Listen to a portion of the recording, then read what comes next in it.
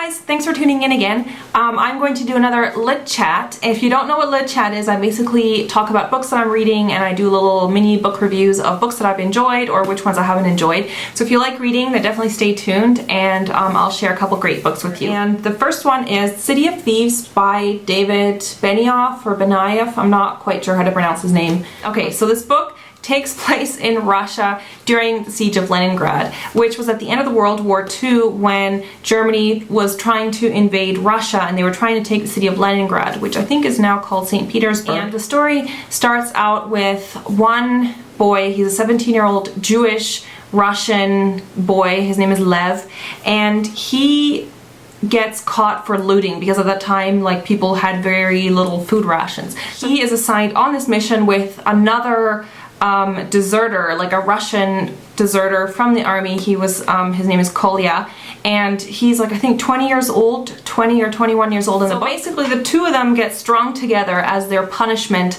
They are sent on this mission to find a dozen eggs.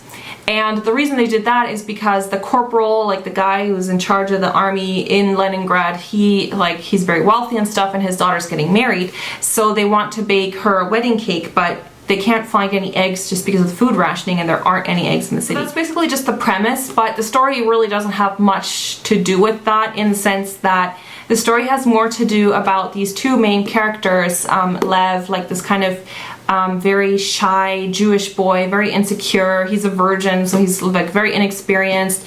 And this other very opposite character, Kolya, the older man, or older guy, I guess, from the two. And Kolya's like very outgoing. He's a bit of a ladies' man. He's very funny. He has always like a really funny joke to tell people, and he's just very, almost arrogant. And so these two very different people are thrown together on this mission to basically find these eggs. I think they have a week's time or something to do it. And then the story takes them along their journey outside of Leningrad, like into the front lines, because they think that, oh, they might have better luck finding these eggs like outside the city. And it's just kind of their experiences, kind of their daily struggle as they try to go on this mission for these stupid eggs and basically put their lives in danger to do this. And the story is really, really well written. I really enjoyed this book. I loved the two main characters because they're both very different, and it is kind of historical fiction, but it shows the war, I think, from a totally different angle. They were just so opposite, but in the end of the story they kind of form like a very close bond. Like in the first kind of part of the book, they don't really get along very well. He's just like Lev, like the Jewish boy. He's just very annoyed that he's stuck with this very arrogant guy, and he's like, he doesn't trust him or anything. And then as the story develops and they go through these extremely dangerous situations, and they meet other people along the way who've had very horrible things happen to them, their bond really develops and they grow closer together. And I won't tell you how the story ends just because that would totally ruin it. It is a great book to read. It's not a happy book. It's not like you're gonna read this and it is to do with war, so obviously there are some very serious issues that are discussed.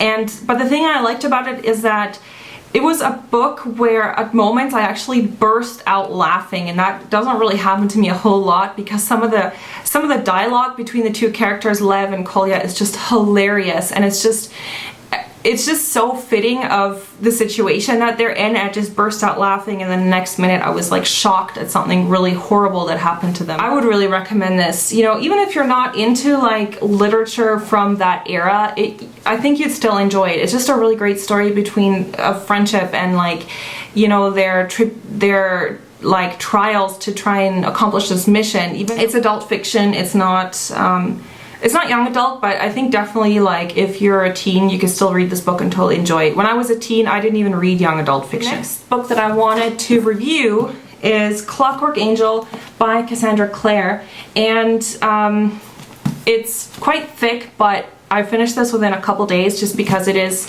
easy to read. The font is very large. Cassandra Clare has written young adult fiction. She wrote first, I think, the Mortal Instruments series. Since that one was like such a success, I guess she wanted to bank in. So she wrote kind of like a prequel, and this is like a new series.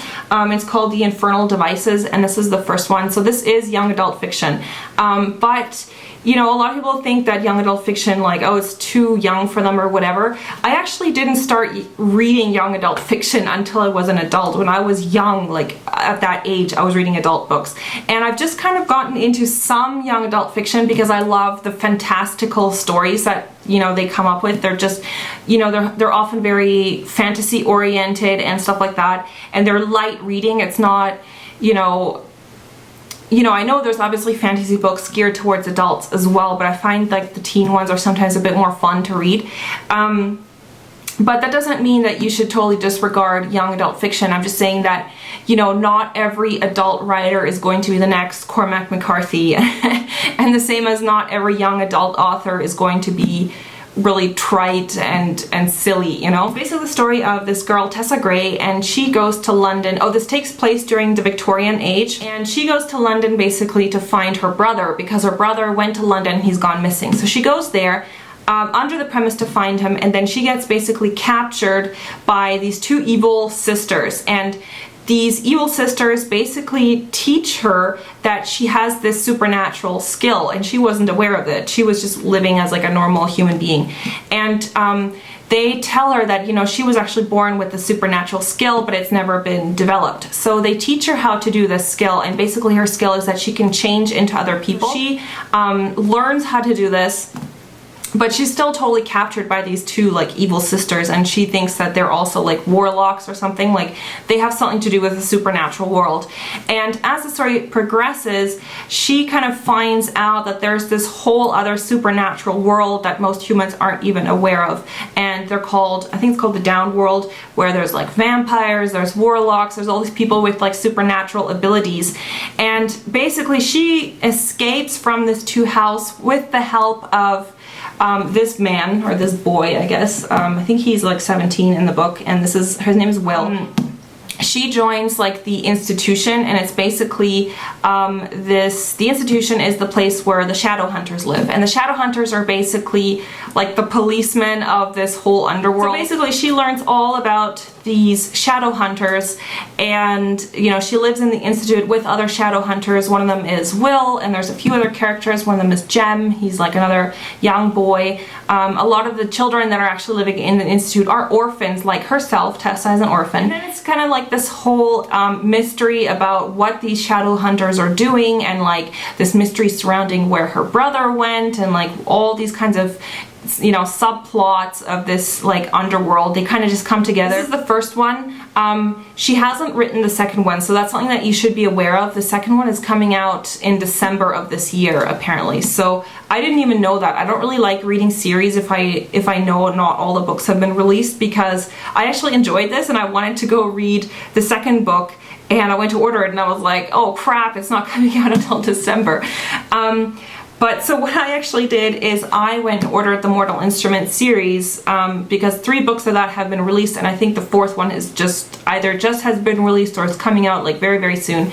And I think the Mortal Instruments is actually the same kind of storyline. It's like the shadow hunters, and it's like the premise is the same, but it's just in a later, it's like present day. This is definitely a book that ends on a cliffhanger. It isn't like, there is a resolution at the end to like the main kind of plot, but there's also like a little subplot between the different characters, especially to do with Will.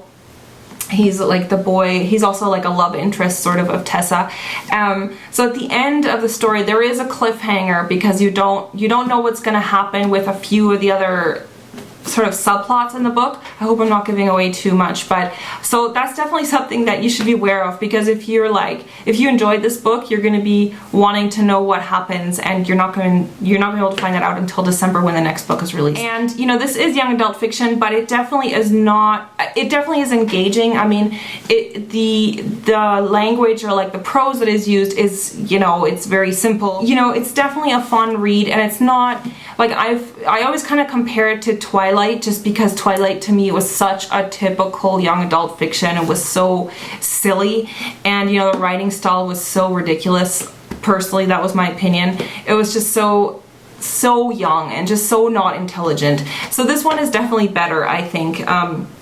I think this is a good young adult fiction book. If you like sort of you know, fantasy stories like that, I think you might enjoy this. It's called Clockwork Angel, the first book by Cassandra Clare. I'm currently reading Cutting for Stone by Abraham Verghese. I started this yesterday, so I'm only about that much in, so I still have a lot to go. Like, this is on the New York Times bestseller list right now, and it's also been rated highly by The Guardian and the independent newspapers. It has also gotten a lot of, you know, good press reviews. I'm just gonna read it and I guess get back to you on this. That's it for my lit chat for this episode, I guess. Let me know in the comments if you read any of the books that I've reviewed, or if you can, you know, give me some recommendations or something of what you think I would enjoy based on, you know, the books that I've reviewed in the past, or let me just know what you're currently reading, or you can do a video response as well if you'd like. So I hope that was enjoyable for you, and I'll see you soon. Bye!